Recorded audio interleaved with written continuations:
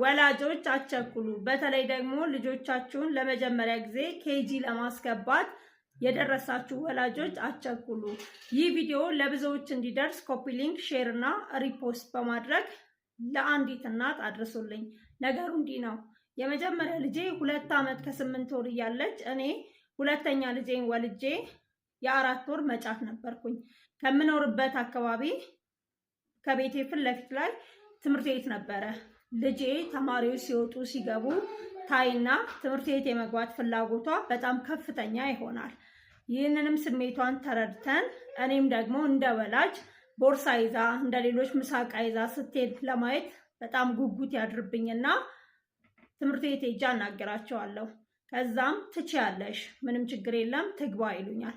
በዛን ጊዜ ወቅቱ ትምህርት ምዝገባው አልቆ ኦልሬዲ ህዳር ወር መጀመሪያ አካባቢ ነበረና ትችያለሽ ትግባ ተባልኩኝና የሚያስፈልጋትን ነገር ገዛዝቼ አስመዘገብኳት። ከዛም የሞግዚታቸውን ስልክ ተቀብዬ ወደ ቤት ሄድኩኝ። ያው እንደ መጀመሪያ ልጅነቷም እንደ መጀመሪያ ትምህርት ቤት ቀኗም እየደወለች ቼክ አረጋት ነበር። ደህና ናት፣ ሰላም ናት ትለኛለች። ከዛም ስትመለስ ከትምህርት ቤት ምሳ ሰዓት ላይ ስትመለስ ሳይ ምሳቃዋን በልታለች ጨርሳለች። ደስ አለኝ። ግን እሷ ገና እንደገባች እማናና ነበር የምትለው። ምንም አይነት ነገር መናገር አትችልም። ብዙ ንግግር አልጀመረችም። አክቲቭ አይደለችም። በጣም ትኮላተፋለች። የምትናገረው ነገር ብዙም አይገባም፣ አልረዳውም ነበርና ናናናና ስትል ያው ደክሟት ነው እርቧት ነው የመጀመሪያም ቀን ስለሆነ ነው ምናምን ብዬ ወዲያው ተሯርጬ እኔም የተዘጋጀ ምግብ ነበር አበላዋት። የሚቀጥለውም ቀን እንደዛ ሆነ ማለት ነው። ከዛ እንደዚህ ያለች በቃ ስትመጣ ከትምህርት ቤት ብቻ ናና ነው የምትለው።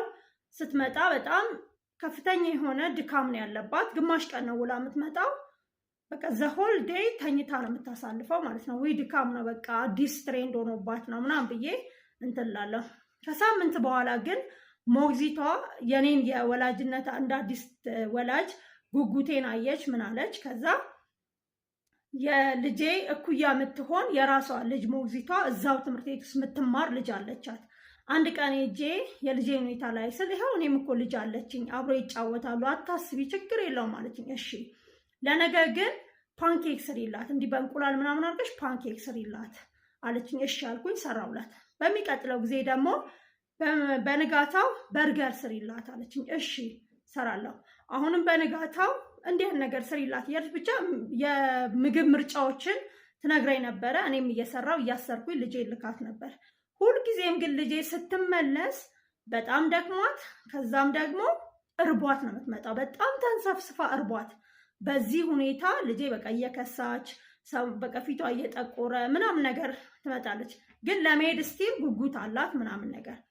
አንድ ቀን ስልክ ብደውል ስልክ አይነሳም።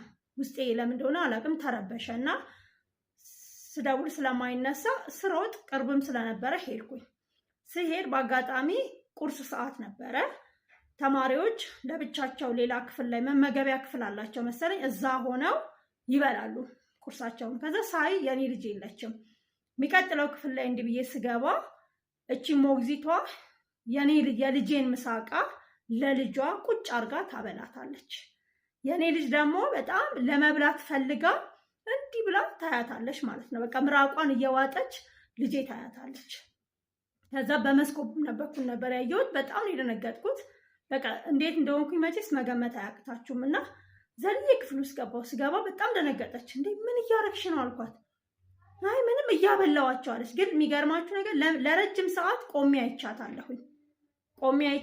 የኔን ልጅ በቃ እንደማጓጓትም እያደረገች ነው የራሷ ልጅ ስመግብ የነበረው። እና ለካ የልጄ ረሃብ የልጄ ድካም ከዚህ የተነሳ አንደኛ ነገር በሚተኙበት ሰዓት ላይ አተኛም። ከልጇ ጋር እንድትጫወት ነው የምታረጋት። በሚበሉበት ሰዓት ደግሞ ምግቧን የኔን ልጅ ምግብ ለእሷን የምታበላት። እና በጣም ደነገጥኩኝ። በጣም በቃ እንዴት እንደሆንኩኝ ልነግራችሁ አልችልም። በቃ ባይ መጣ፣ አለቀስኩኝ በቃ። ከዛ በኋላ ስሮጥ ዳይሬክተሩ ቢሮ ገባሁ። ምንድነው የሚደረገው ነገር? ይሄው እንዲህ አይነት ነገር እየተደረገ ነው ብያልኩኝ። ከዛ ሌላ መምህር ነበረች፣ እሷን መሰከረች።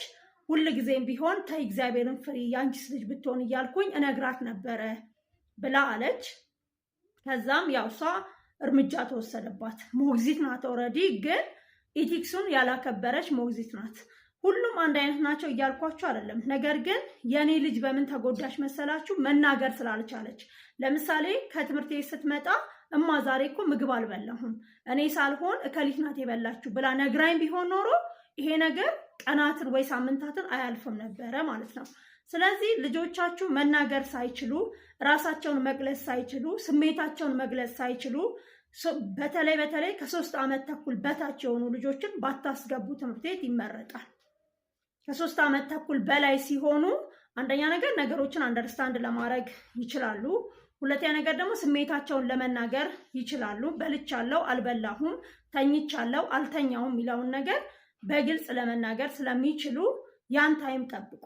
እንደኔ ጓጉታችሁ እርሊ ልጆቻችሁን አስገብታችሁ እንዳትጎዱ ማለት ነው። ከዛ በኋላ ግን ልጄ በጭራሽ እሷ ራሱ ትሄጃለች ስራት መሄድ ፈራች፣ መሄድ አልፈለገችም። ኦልሬዲ ሞግዚቷ ተቀጣች። ግን ዳይሬክተሩ ምን አለኝ? ክፍል ልቀይርልሽ አለኝ። እኔም አንደኛ ነገር በጣም እርሊ እንደሆነች ገባኝ። 2 ዓመት ከ8 ወር ማለት በጣም ጩጬ ናት በቃና ስለገባኝ ነው በቃ ይቅርባት አልኩኝ። እሷም ደግሞ የመሄድ ኢንተረስቷ ቀነሰ ማለት ነው። ሌላው በስራ ዓለም ላይ ያጋጠመኝ ምንድነው? እንደዚህ ለምሳሌ 3 ዓመትም ሆኗቸው የሚገቡ ልጆች እንደዚህ ራሳቸውን የመግለጽ ስሜታቸውን የመናገር ያለመናገር ችግር እንዳለ ሆኖ ከዛም ኬጂ ሲገቡ በጣም ጫና ይበዛባቸዋል። አሁን ላይ ያለው የትምህርት ሲስተም የኬጂ ትምህርት በጣም ትንሽ ከበድ ይላል እና ጫና ስለሚበዛባቸው ልጆቹ ተምረው ለምሳሌ ግሬድ 2 ግሬድ 3 4 ኦር 5 ድረስ እስኪደርሱ ድረስ በዛ ጫና ውስጥ ያልፉና ልክ 4ኛ ክፍል ወይ ደግሞ 5ኛ ክፍል ሲሆኑ ኮምፕሊትሊ ትምህርት የሚባል ነገር ይጠላሉ ማለት ነው። ያ የሚሆነው ለምንድን ነው? እርሊ ስለሚገቡ ነው። እርሊ ይገቡና ጫናው በጣም ከፍተኛ ይሆናል። ስለዚህ እንደ አዲስ ወላጅ መጓጓቱ እንዳለ ሆኖ ግን ጊዜ ጠብቁላቸው። ኦልሬዲ ስሜታቸውንም ጠብቁላቸው፣ ጊዜ ደግሞ ጠብቁላቸው ለማለት እወዳለሁ። ይህ ለአንዲት እናት ይጠቅም እንደሆነ አሁንም ደግሜ እላለሁ። ኮፒ ሊንክ፣ ሼር እና ሪፖስት አድርጉ። አካውንቱንም ፎሎ አድርጉ። ስለ ትዳር፣ ስለ ቤተሰብና ስለ ልጆች በስፋት እንወያያለን፣ እንመካከራለን። ሀሳባችሁን ኮሜንት ላይ ጻፉልኝ። አመሰግናለሁ።